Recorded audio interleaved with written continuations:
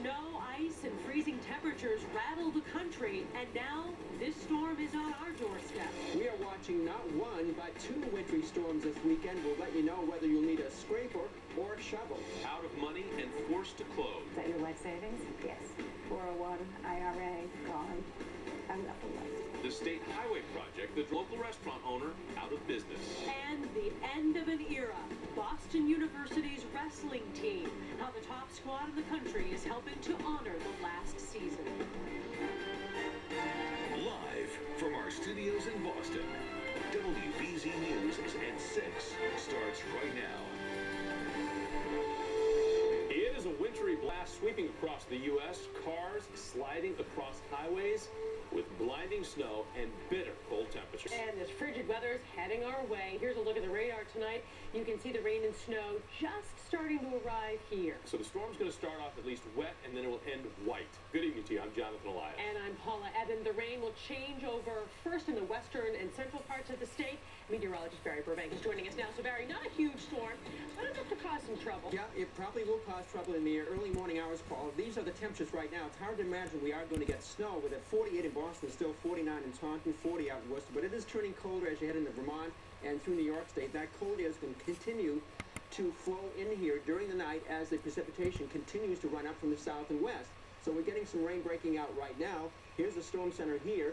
Here is a narrow swath of snow, some ice in between, and then rain here. We still got the rain because it's still mild, even though the cold front has gone by. The temperature didn't plummet right behind the front, but there's plenty of cold air farther to the north and west, and that is certainly going to surge in here during the night. Before the precipitation exits, it'll be cold enough to produce that snow. So what are we talking about? We're talking about a winter weather advisory, which has been issued by the National Weather Service through 6 o'clock tomorrow morning. It extends right into some of the nearby suburbs of Boston, and also should go up into southern New Hampshire, southern Vermont as well. So we've got the snow to deal with coming up starting late this evening across northern Massachusetts, where 2 up to 3 or 4 inches can't be ruled out. But then lower totals was going to take a little bit longer for it to switch over to snow here. And initially the ground is a little bit warm. We had temperature this morning in the mid to even upper 50s, so it's going to take a while. But as it turns colder and drops to 32 tonight, we'll get that trouble on the roads, I'm guessing, and by morning and down it's just a few flakes. On the forecast for the rest of the weekend, and a look at the next storm, which happens late Sunday night and Monday morning. See you then. A lot to get to. All right, Barry, thanks for much more in our breaking news in Saugus. A bad accident has shut down the southbound side of Route 1 and led to this major traffic backup. Flatbed truck carrying 2 backhoes flipped. A man nearby snapped these photos on the ground. You can see how scary this crash was. Thankfully, though, Jonathan, no one was injured.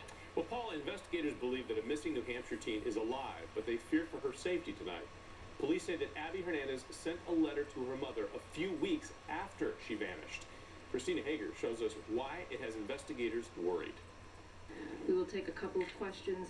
New clues in the Abigail Hernandez disappearance should have come sooner. A plea to the public. Look at your neighbor. Look at the grocery store. Look at your church. Is there somebody that you haven't seen here before? General Jane Young says the teenager sent her mother a letter 2 weeks after she mysteriously vanished from Conway. The date on the note, October 22nd, postmark October 23rd. But it wasn't until November 6th her mom finally picked it up from the post box Abby sent it to. They won't say what it said or where it was from, but say she's not alone. If it's a good citizen, a good Samaritan who has her and thinks that they are helping her, I can assure you that you are not. The lead FBI agent on this case tells me investigators ran every possible analysis on this letter. Handwriting analysis, fingerprinting, even looking at the words and the tone of what was written. He says his best really was from Abigail. They're also showing photos of things Abigail had when she disappeared days before her 15th birthday. A heart necklace that's sentimental to her and a white handbag. Our worst fear right now is that though she could have left willingly, someone may now be coercing her. Words that clearly weigh on Abby's mother, silent as authorities speak for her with a plea to Abby to send another letter, or better yet, come home. In Concord, Christina Hager, WBZ News. A deadly house fire in Rutland, and now police are searching for an SUV spotted leaving the scene. Well, the woman was found dead at the home on Joanna Drive early this morning. Neighbors saw heavy smoke coming from the house and called 911.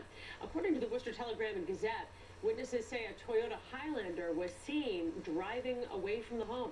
Anyone with any information is asked to call police. Well, tonight the world is mourning the loss of Nelson Mandela. In his home country of South Africa, hundreds have been gathering outside his home to celebrate his life. Current President Jacob Zuma spoke about what Mandela meant to the people of South Africa.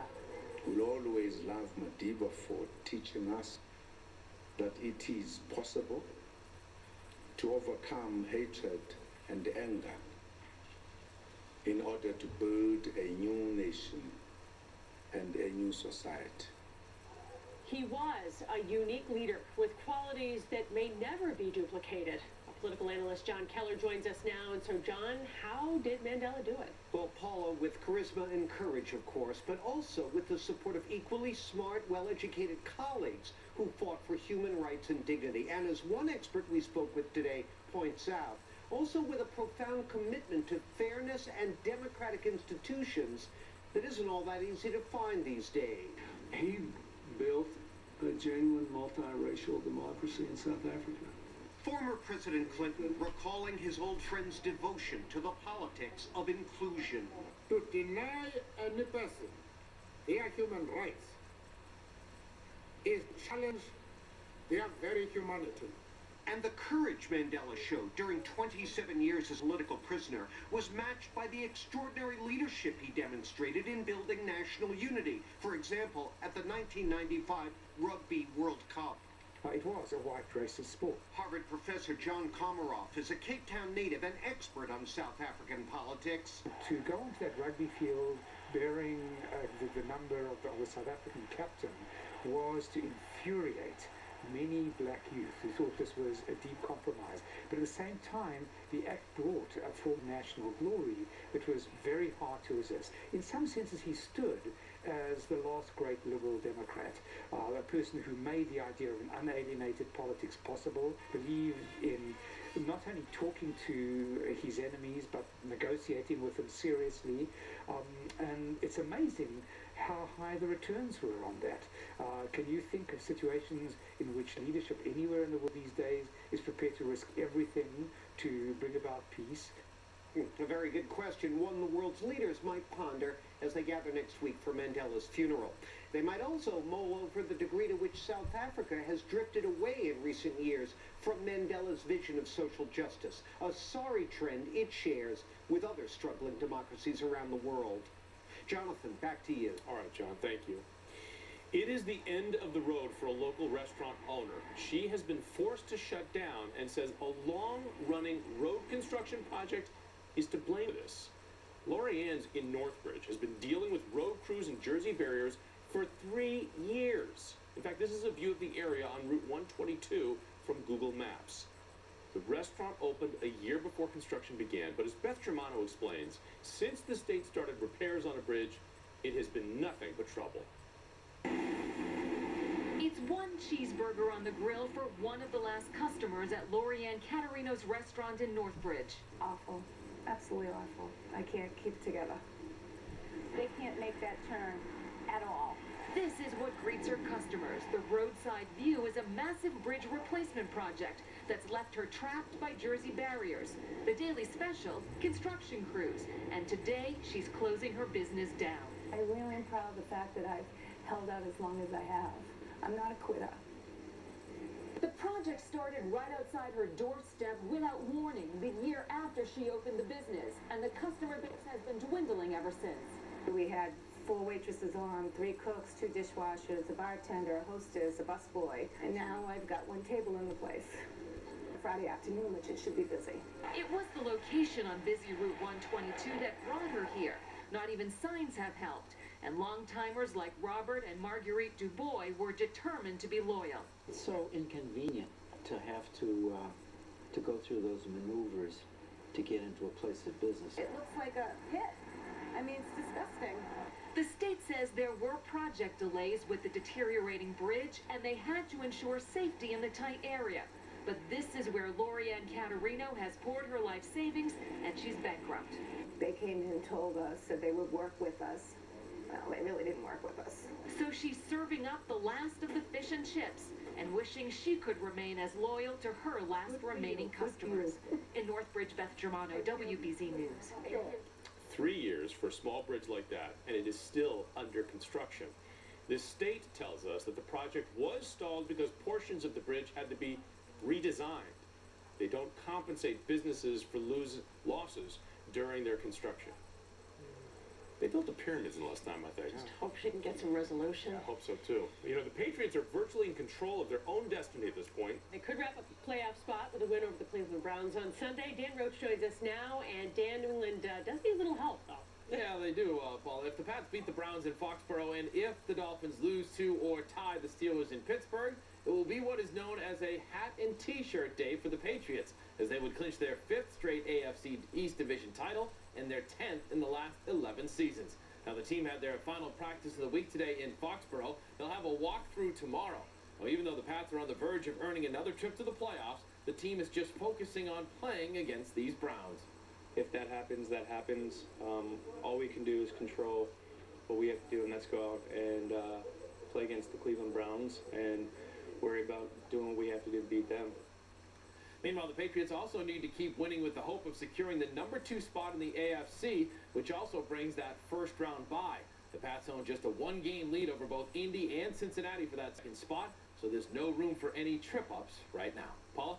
All right, Dan Roach, thank you. Well, you're heading to the Patriots game Sunday. For any trip-ups right now. Paula? All right, Dan Roach, thank you. Well, you're heading to the Patriots game Sunday. You can brighten a child's day. Just bring a new unwrapped toy for the Patriots annual toy drive. For a list of preferred toys, you can check one out right on our website at cbsboston.com. Coming up at WBZ News, taking down a long-standing tradition, why BU is pulling the plug on its wrestling program, and the alumni fighting to stop this. And they weren't dreaming of a wet Christmas in Washington. How the weather is putting a damper on the holidays in D.C.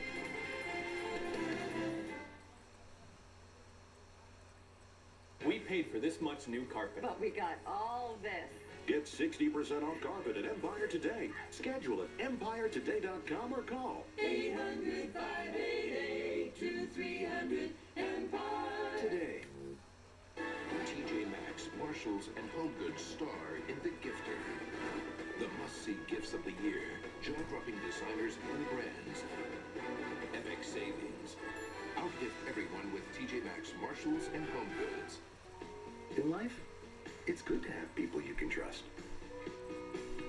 That's especially true if you're eligible for Medicare and have to choose your Medicare plan. It can be confusing, but it's important.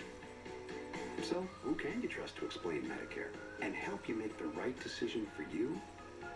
Harvard Pilgrim. We have over 30 years of Medicare experience, and we offer a great choice of Medicare options, like our Medicare Advantage plan, an all-in-one solution, or our Medicare Supplement plan that protects you by covering the gaps in regular Medicare coverage. We're here to explain the differences, answer questions, and simplify the whole process, so you can trust that you're choosing the best coverage for you. So call Harvard Pilgrim or visit our website for your guide to understanding our Medicare options. With our long history of outstanding customer care, we won't let you down.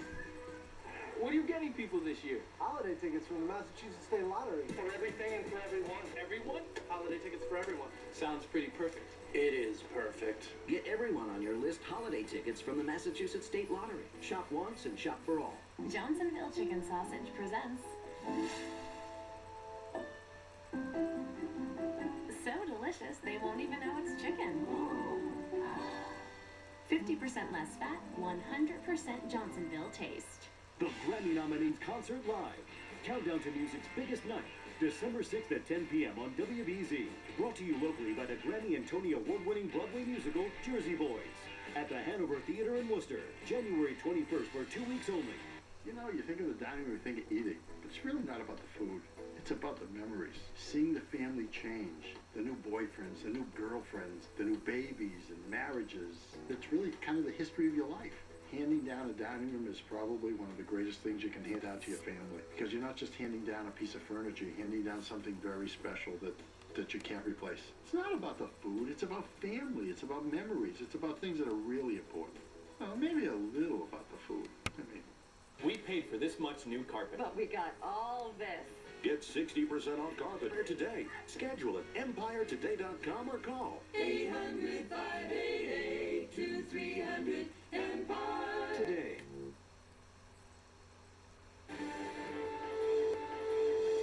Well, for the BU wrestling team, this could be the last season they hit the mat. Crazy. The university plans on eliminating the program following this year, but as Paul Burton shows us, they're getting a huge show of support from the top team in the country.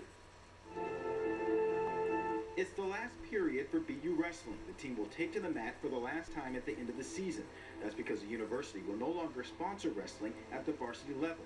For head coach Carl Adams, the news is devastating to him and his team. To have it stripped away after you've been at an institution for 33 years is difficult. BU wrestling is my blood. Tonight, Penn State, the top-ranked wrestling program in the country, is